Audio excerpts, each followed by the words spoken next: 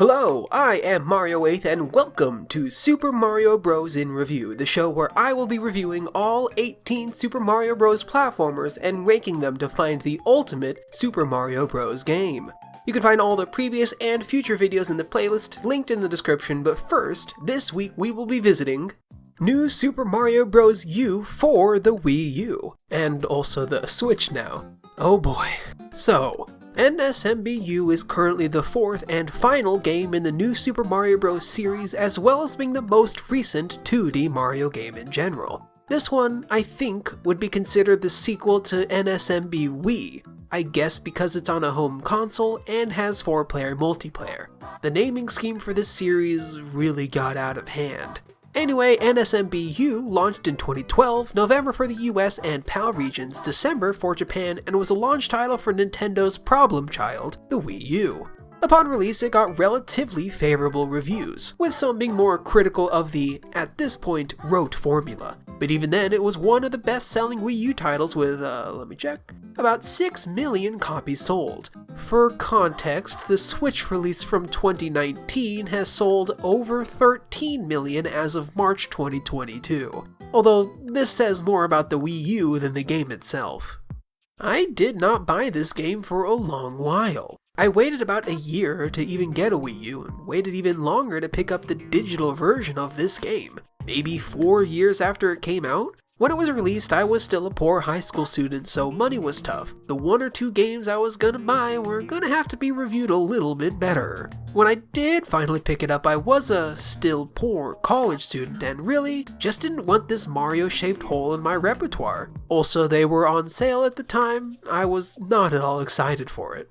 In New Super Mario Bros. U, Mario, Luigi, and a couple of Toads are sitting down for some tea with Princess Peach. Then Bowser attacks, but it's different this time. A big old robotic Bowser hand is seemingly going to snatch Peach up. Instead, pulling her just out of the way, slams the 4 other party members and throws them way far into the distance. He then sets the Koopalings out in their own customized cruisers, and with the help of Kamek, transforms Peach's castle to be all lava-y. Mario and Co. land in a big old tree that spreads the new item, the Super Acorn, across the land. Then they beat everyone and rescue Peach and transform the castle back.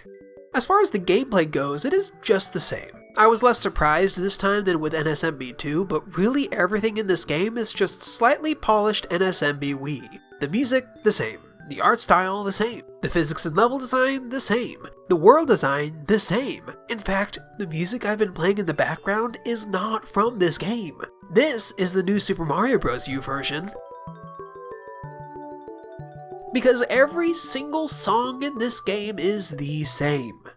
This is a slightly overcritical read on New Super Mario Bros. U, but really everything that is different is just so minor, even though most of these changes make the gameplay experience better. Gone is the reliance on motion controls, with only one level using it as a gimmick. In the platforming, everything is controlled with buttons and it feels much better. The little spin Mario can do in the air feels exceptional and adds so much flexibility to the platforming. Of course, Nintendo did have to mess that up a bit. What should have been mapped to the R button and the R button alone is also mapped to the jump button. This is presumably to account for Wiimotes since they don't have R buttons. I truly hated that to get max bounce, I would either need to spin just above an enemy or time my button press perfectly. I often messed it up. As far as minor critiques go, I also felt like the enemy hitboxes were just a bit off in certain cases. Maybe I'm just more used to the sprite-based games, but multiple times I felt like the 3D model shouldn't be able to hit me just before it does. Everything else though is pretty much how it is in NSMB Wii. Run, jump, wall jump, triple jump, it's all the exact same.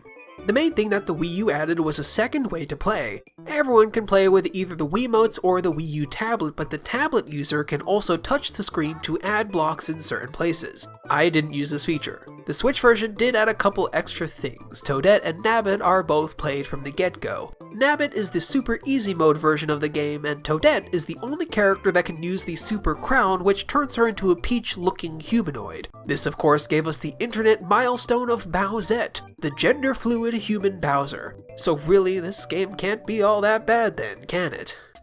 Every item from New Super Mario Bros. Wii makes a return, but the penguin suit and the bad propeller suit are only given by defeating world map enemies. This means they're basically useless as none of the levels are designed around using them, but I didn't really mind. The one returning item I thought was done really well was the mini mushroom. Now Mario's size allows him to run up walls. It was used really cleverly in quite a few places. The new item, the Super Acorn, gives Mario a flying squirrel suit that allows him to either glide down slowly or have a slight aerial boost by pressing R. While equipped, he can also cling onto the walls for a short time before sliding down, so it's basically the Knuckles the Echidna suit. I didn't like it too much, but it's useful in places and sometimes required.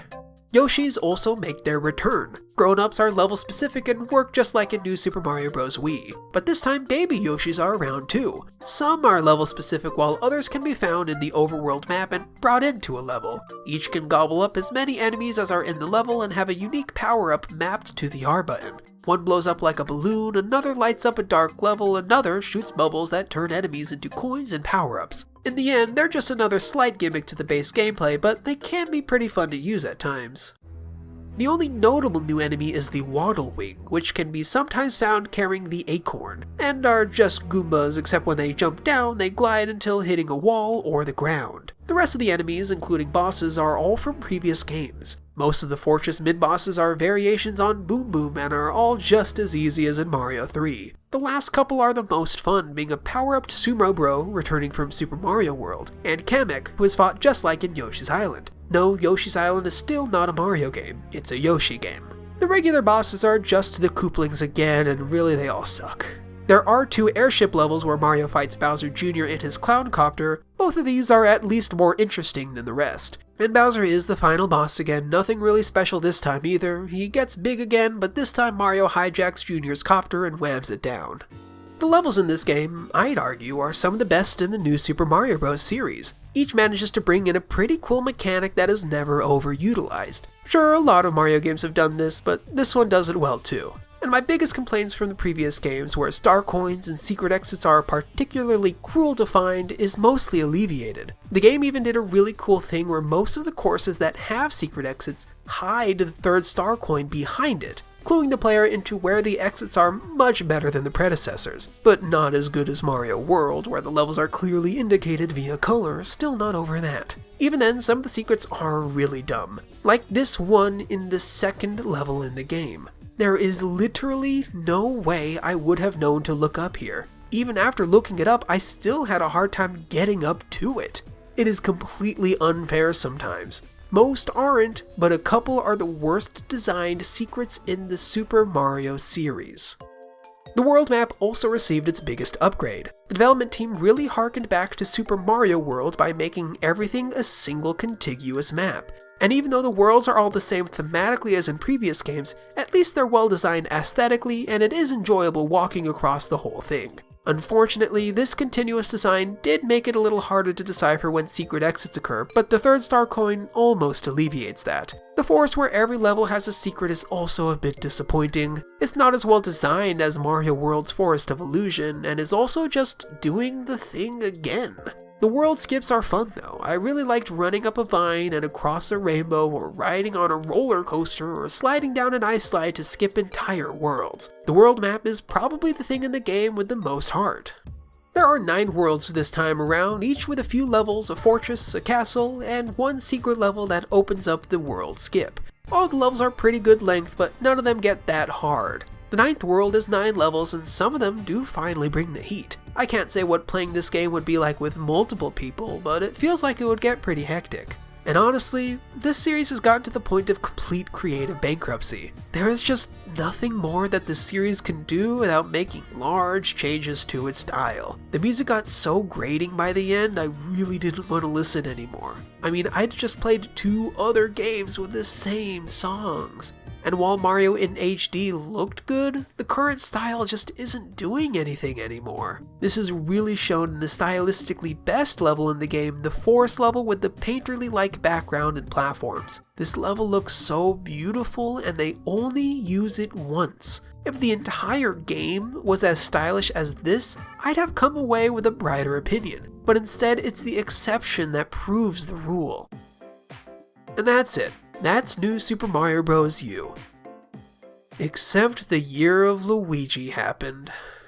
The Year of Luigi was a period of a little over a year that started in 2013 that had Nintendo celebrating Luigi for some reason by releasing multiple Luigi-themed games. Luigi's Mansion Dark Moon came out, he was featured prominently in Mario & Luigi Dream Team, and he was the subject of the first ever Super Mario DLC, New Super Luigi U. NSLU basically takes the entire game of NSMBU and replaces every level with a much shorter and somewhat harder counterpart. It also takes out Mario completely. Comically, in the opening cutscene, we just see his hat sitting on the table. Luigi is the main character. He jumps much higher, has a slight hover mid-air, and slides around a bit more. This was also the real introduction of Nabbit, the easy mode character. They also put Luigi in every little nook and cranny. The original Luigi sprite is hidden on pipes in the sky, behind the flagpole, around enemies. It's everywhere. It's sickening. I want to play these fun levels. I don't want to see that sprite.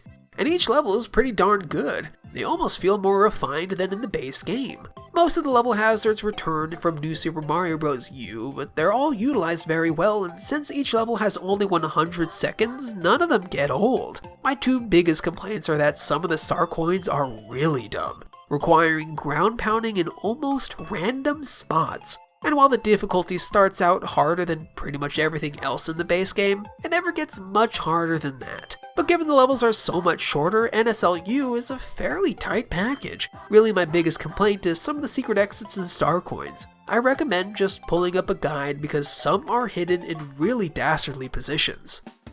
Finally, New Super Mario Bros. U also added 2 extra features, challenges and Boost Rush. Boost Rush is a series of slow, auto-scrolling levels that get quicker as Mario collects more coins. It's neat, but I didn't try all of them. And challenges are a series of actually really challenging missions that utilize enemies and levels from the regular game. Sometimes they're speedruns, or collect all the coins, or don't touch a single coin, or rack up a bunch of 1-ups. These manage to get really hard, especially when going for the gold medals, and it actually turned me around on this package. Perfecting when to jump or not jump, perfecting how high to hop off of enemies, these all managed to be really fun, if a little frustrating at points.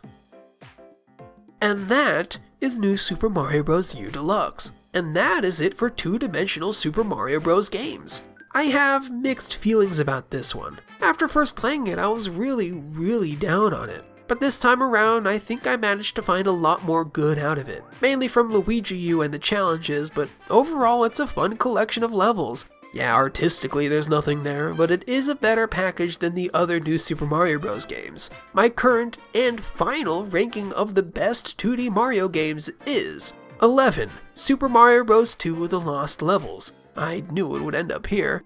10. Super Mario Land. 9. New Super Mario Bros. Wii. 8. New Super Mario Bros. 2. 7. Super Mario Land 2.